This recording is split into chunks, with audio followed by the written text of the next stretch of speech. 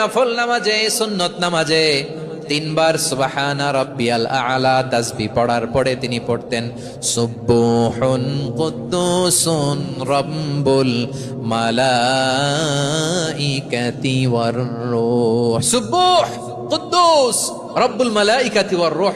সিজদায় লুটিয়ে পড়ে বিশ্বনবী এই দোয়াটা পড়তেন নফল নামাজে, সুন্নাত নামাজে কিংবা তাহাজ্জুদের নামাজে।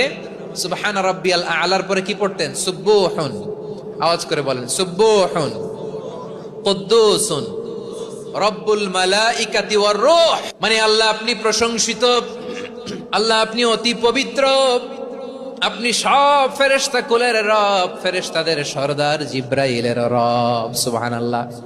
আজকে থেকে পড়বেন সিজদায়?